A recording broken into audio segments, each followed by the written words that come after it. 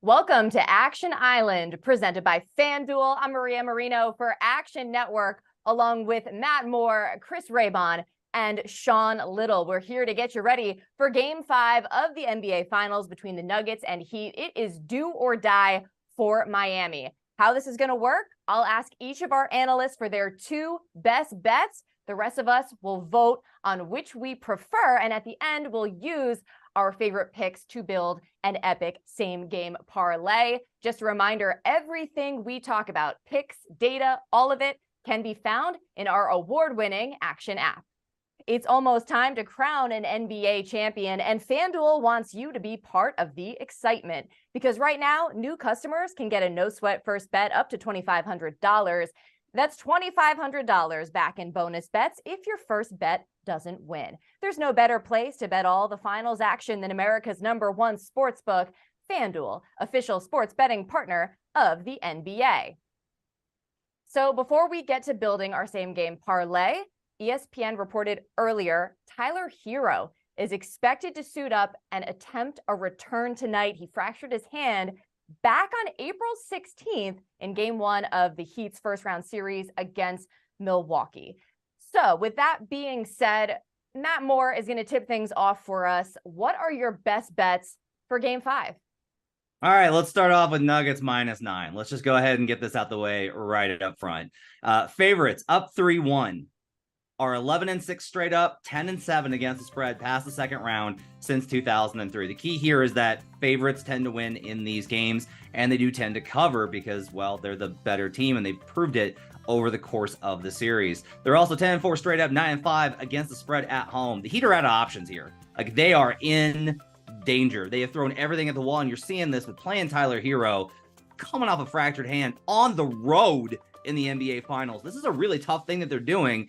They have tried everything to try and slow them down. There's a few more things they have left to try in terms of trying to go offensive, but that only helps Denver's offense, which has been better than them. They have not had the answers. When they've managed to contain Jokic, the rest of the guys have gone off. When they've contained the rest of the guys, Jokic and Murray have destroyed them like in Game 3. The Heat are out of options here. This is a crowning moment. The Nuggets understand this moment in front of them. I don't think they'll be fazed by the nerves and hype of this game. I'll take the Nuggets -9 to close the series out.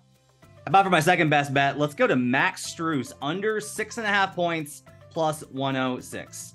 Strus has had a really rough series. He started off terribly, couldn't hit anything. There's actually a stat. Strus has only scored in 2 quarters in this series. He scored points in 2 quarters of this series. It's been a rough go for Strus. He was really downtrodden after Game 4. You could tell that it's been really rough on him. As well as, look, if Tyler Hero is going to get minutes, he's probably going to have to get minutes from a guy like Max Strus. With Hero returning to the lineup, they're going to need more size, which Strus can't provide. Strus has been absolutely bodied on the defensive end. That's actually a bigger concern than his offense. They need threes, but they also cannot live with how much he's been bodied underneath. Hero provides more on-ball scoring and opportunities to create leverage against the defense. So he's going to take minutes away from Strus. They have to play fewer just pure spot-up shooters with Hero back in the lineup. And that's going to, I think, take minutes away from Strus. Plus, Strus has struggled in this series. He just hasn't been confident. And while the Heat have shot a little bit better on the road in Denver than they have throughout the rest of the series, they've had a really hard time since the Nuggets started, defending the three-point line. So with Strus's inability to get clearance, his size, all these struggles, I think there's a very good chance that Strus is the odd man out tonight. Let's take Strus under 6.5 points. All right, time to take it to a vote. And this is a tough one for me, Matt, but the way you just sold Max Strus under 6.5, I think I have to go with that, even though he bounced back in Game 2 and had 14 points after having 0 in Game 1. And I do think he could bounce back, and 6.5 isn't a very high number. I just think this is what he is in this series. And I think it's the Nuggets' time, but at home, 6-4 ATS this postseason. Miami is desperate. They are 8-4 ATS on the road this postseason. Chris Raybon, what do you think?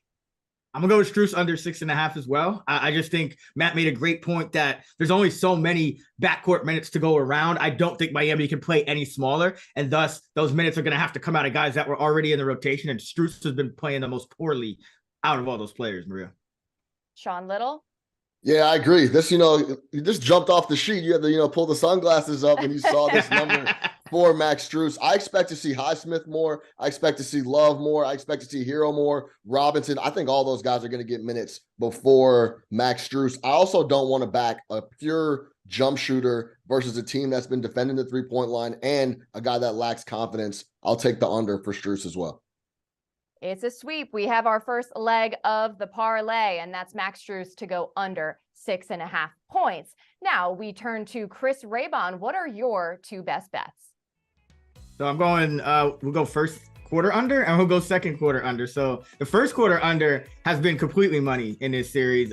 It's been under 53.5 in all 4 of the games. And I think that just goes back to the deeper you get into the postseason, we don't really realize this, but these guys are getting tighter and tighter. Even if they have this 2-day rest or whatever, it was still a travel period in between. You're going back and forth between a very hot Miami and a very elevated Denver. So not two of the easiest places for the road team to get acclimated. And the deeper you get into the finals, just the tighter you get. So I think the first quarter under is a lock. And then for the second quarter under, it's kind of going off what Matt said. It's the same number, 53.5.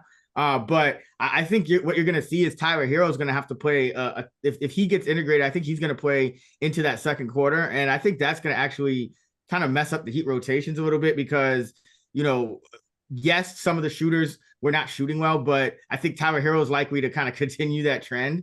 And I really don't know how you integrate him properly into rotation at this point when you've been kind of rolling with, a guard rotation of Lowry and Vincent and Duncan Robinson up to this point. So I think you're going to see more struggles for the Heat. This Nuggets team is still bigger. Tyler Hero doesn't change that in the slightest. So I'm going to go with the second half under. And I also like that David Guthrie's reffing this one. When he's been reffing in the playoffs, game 5 on, just a full game unders are 12-3 under his watch. So I think you're not going to see quite as many foul calls as you saw last game when we almost lost the first half under because of just a monstrous second quarter. I think with Guthrie here and the 2 others, I don't think you're going to see that as much. So I'm going first quarter under 53.5, second quarter under 53.5. All right, time to vote. Matt Moore, what do you think? Let's take first quarter under 53.5. There's 2 ways that this goes, where the Heat are able to get out to a better scoring start. And then when they're able to set their defense, that's when Denver has struggled a little bit offensively. They've actually been able to do some good work against the starters in those minutes. That's how they won game 2. So there's that possibility. On the other side of it is the reverse, where if the Denver Nuggets come out and play with a lot of impact and effort, and they're able to really get the intensity up, Miami's offense has these stretches where they just completely fall apart. We saw that in both games in Miami. So this is more predicated upon one team is going to really perform at a high level and the other team tends to really struggle. If these teams can't get out on misses, then they really can't score. And guess what? If they're both missing and they're running, well, they're still missing and we hit the under here. So I'll take first quarter under 53.5. Sean Little? I'm going to go with the second quarter under 53.5. What happened in game 2? The initial punch from Miami came early and they got on them and let it be known that they were going to compete in that game 2. I expect Denver to continue to be able to score on offense. If Miami can knock down some shots early, they'll get that confidence rolling. I've been talking about that the entire series. That confidence, when it gets rolling early for Miami, tends to go throughout the game. Also, I expect those Hero minutes to leak into the second quarter. Him still trying to get acclimated. I think that could slow up some possessions offensively for Miami. So I'll take the second quarter under 53.5. Well, I'm going to be the tiebreaker, and I'm going to go with first quarter under 53.5. Raybon already laid out the numbers, and it supports that. And I just also think you're more likely by nature to start tight and then sort of adjust in the second quarter. So we got 2 legs down and 1 to go. Sean, it's your turn. You're up. Give us your 2 best bets. Yeah, I got the props for the crew here. I'm going to go Nikola Jokic to score 30 plus, -110 FanDuel Sportsbook. Now, they're back to square one, the Miami Heat. They've tried multiple things that have not worked. We know they tried to double Jamal Murray a ton in the last few games. That hasn't worked. Either he's gotten someone a wide open shot. That's why his assist numbers are through the roof. Or Jokic is getting wide open looks for 3, and Jokic is going to continue to be Jokic.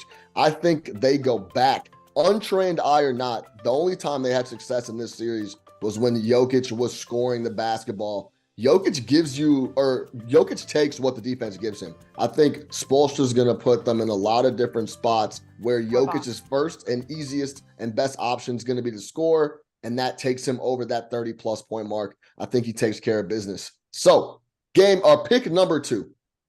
Bam Adebayo, over 3.5 assists, minus 113. The offense has been running through Bam Adebayo for quite a majority of this series. His usage percentage has been 30-plus the last 2 games. Potential assists per game is at 7.5, 7.5 on the series. Has had 4+ assists in 5 of the last 6 road games in the Eastern Conference and in the finals here against the Denver Nuggets. My concern, though, in this spot is that Denver will allow him to get shots up rather than for him to play make. His efficiency hasn't been there. 26 points on 25 shots, 22 points on 21 shots, 20 points on 19 shots. That's 3 games out of the 4 in this series. That's my only concern there. But I like Bam to pick up 4 assists in this matchup. He's going to have the rock in his hand a ton, and I expect Jimmy to also try to go out and score. And if they knock down shots like they did in game 2, they will compete a bit, and that also creates more potential assists for Bam Adebayo. Okay, I'll give my vote first this time, and I quite like both of these, Sean, but I'm going to go with Jokic to score 30+ just because, what has worked for Miami a little bit is, try to encourage Jokic to score the basketball, and then, what has worked for Denver, making Bam the go-to guy offensively. So that leads me to Jokic. Chris Raybon, what do you think? Yeah, I mean, I think you're right. What's working for Miami has been, making Jokic a score, but Denver at home, I don't think much will be working for Miami. So, but I do think that they'll hit more than whatever, they'll hit from a better percentage to let Bam get 4 assists, which I think is a lot more doable. Whereas Jokic doesn't have to score 30 for Denver to be humming. So I think even in a bad game, Bam Adebayo could dish off 4 assists. He has been having the ball a lot in his hands, and I think that has been a point of the Denver defense, but I think that'll continue even with Hero back. So give me Bam. Matt, tiebreaker.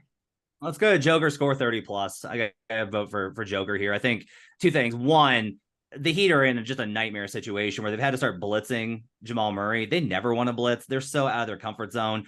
In game 4, after the Nuggets dropped 2 30-point triple doubles on them, they were like, all right, let's rotate some help up to Joker after we blitz Murray.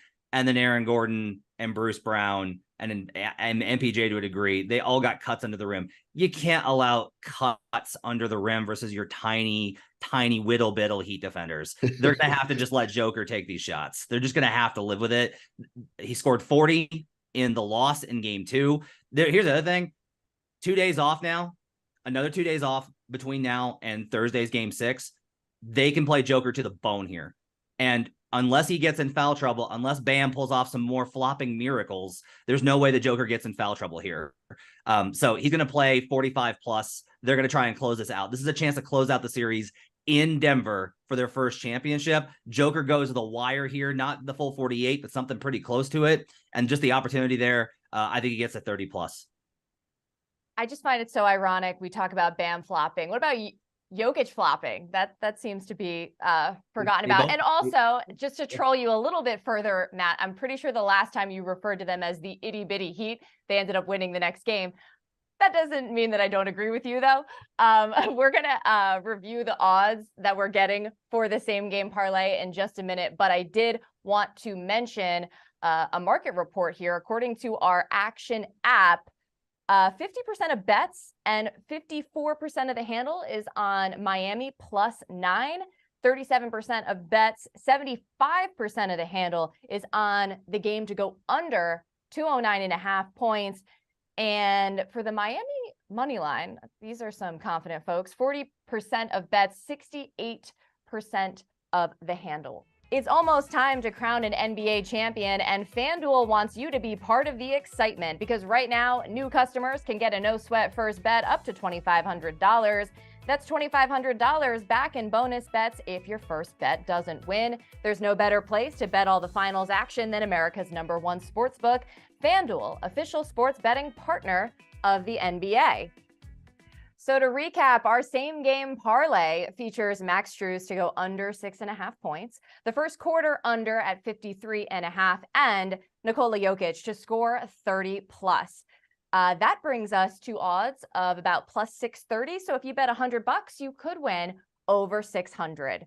If you're tailing any of our bets or getting in on this same game parlay, please let us know. Tweet us at Action Network HQ, and do yourself a favor, head over to the Action app to not only see our bets, but easily track your own all in one place.